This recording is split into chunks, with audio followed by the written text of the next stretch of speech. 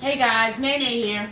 Just wanted to come to you today and just give you a quick tutorial on my afro. A lot of people are asking me, hey, what do you do? How do you maintain your afro? You know, how do you actually style it or, get it to look like that?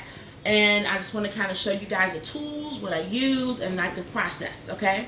Any of you guys, most of you guys have already purchased the hair boost. So if you've purchased the hair boost, you've received the wash day routine. In that wash day routine, it basically lists very detailed, step by step, what you do as far as your shampoo, conditioner, things like that. So let's just say you've gone through the wash day routine and you are at the end after you've washed, deep condition, protein treatment, done all of that, and you are now down to where you have wet hair with leave-in conditioner and the hair boost in it. So you have basically the lock method, LOC or LCO. You've got your liquid is your water, your cream is your leave-in conditioner, and the oil or the sealant is the hair boost. So you can interchange these two. And you can either have LOC or LCO. Okay. Anyway, after that process is done, the next thing is your setting lotion. The setting lotion that I use, I kind of prefer, is the Nairobi setting lotion, the foaming lotion. Okay. Now this is a large bottle that I purchased, but you can get it where it comes in like this, the little pump, which is it's like a foaming lotion. I love this. It makes your hair, it's very soft, very creamy, the texture to it. But you apply it to your hair, apply it to wet hair, and then from there you basically would take the end papers. Yes, I am old school, guys. I still use end papers because I really like how it helps keep my ends tame down on the roller, and it helps me because my hair, if you guys notice, my hair is very frizzy.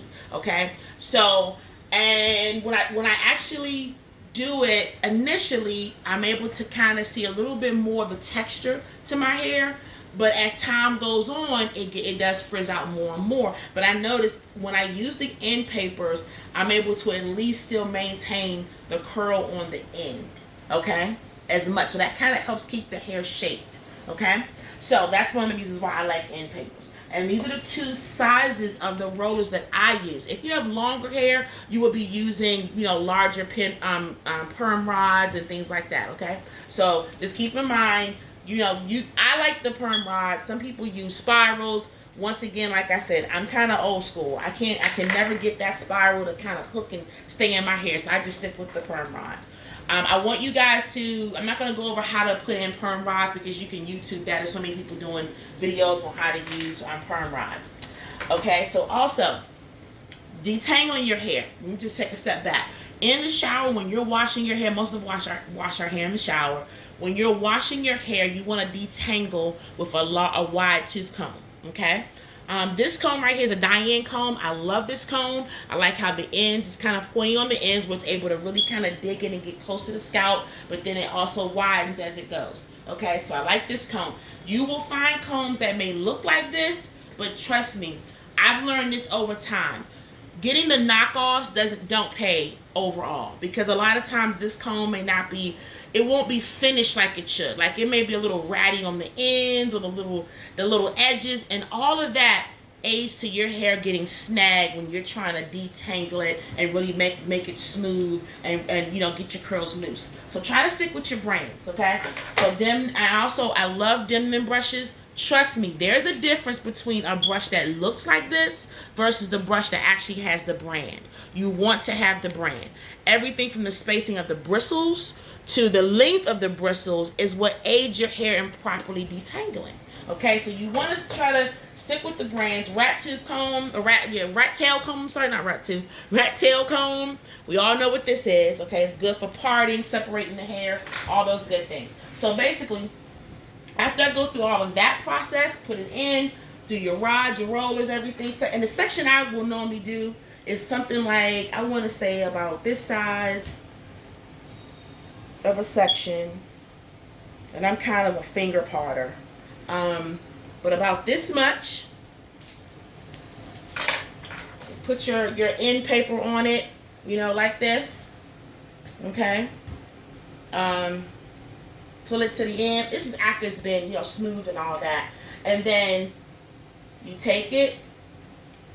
I'm doing this without a mirror, so please bear with me. and then you begin to roll it at a slant.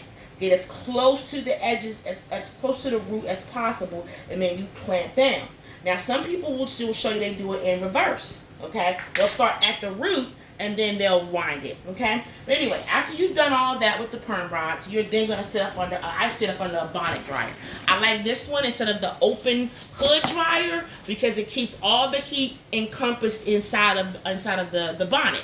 And I can kind of pull my ears out. I don't got to worry about the burning, you know, all that stuff that you get tired of sitting up in the dryer. So you just sit up on the bonnet dryer about an hour and a half.